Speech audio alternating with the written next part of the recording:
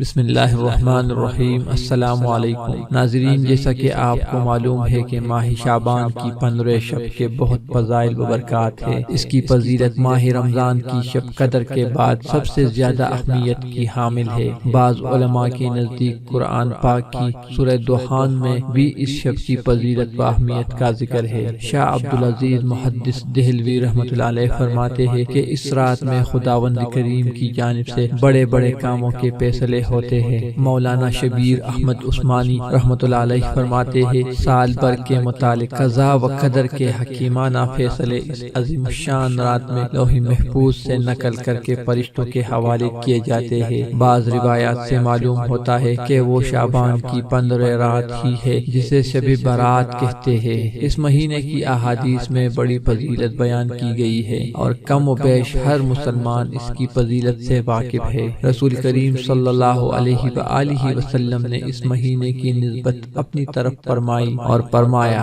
شعبان میرا مہینہ ہے اور رمضان اللہ تعالیٰ کا۔ اس سے اندازہ کرے کہ جس چیز اور مہینے کی نسبت حضور اکرم صلی اللہ علیہ وآلہ وسلم اپنی طرف فرمائے تو اس کی کتنی فضیلت ہوگی۔ حضرت انس فرماتے ہیں کہ جب رجب کا مہینہ شروع ہوتا تھا تو آپ صلی اللہ علیہ وآلہ وسلم یوں دعا فرمایا کرتے تھے، یا اللہ رجب اور شعبان کے مہینے میں ہمارے لیے برکت فرمائے اور خیریت کے ساتھ ہم کو رمضان تک پہنچائے۔ ام المؤمنین حضرت عائشہ رضی اللہ تعالی عنہا بیان فرماتی ہے، رسول کریم صلی اللہ علیہ وآلہ وسلم کو شعبان کے روزے رکھنا بہت پسند تھے۔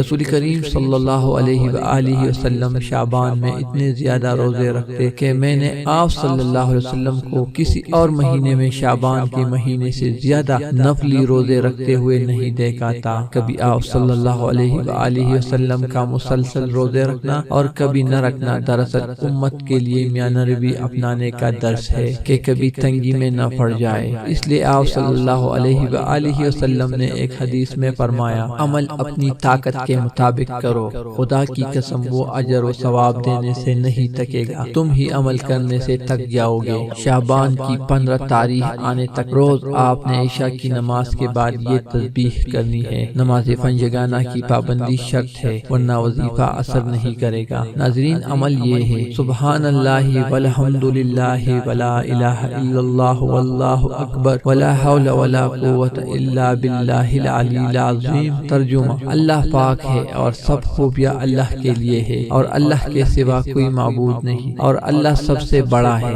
گناہوں سے بچنے کی طاقت اور نیکی کرنے کی توفیق اللہ ہی کی طرف سے ہے جو سب سے بلند عظمت والا ہے۔ ناظرین، آپ کو جو بھی حاجت ہے اس عمل کے کرنے سے اللہ تعالیٰ وہ خواہش پوری فرمائے گا۔ اس مقدس مہینے میں اس عمل کے کرنے سے بے پناہ فضائل نصیب ہوں گے انشاءاللہ۔ ناظرین، امید کرتا ہوں کہ آپ کو یہ ویڈیو پسند آئی ہوگی۔ اگر ویڈیو پسند آئی ہے تو اس ویڈیو کو لائک کریں اور اپنے دوستوں کے ساتھ شیئر ضرور کریں۔ جزاک اللہ۔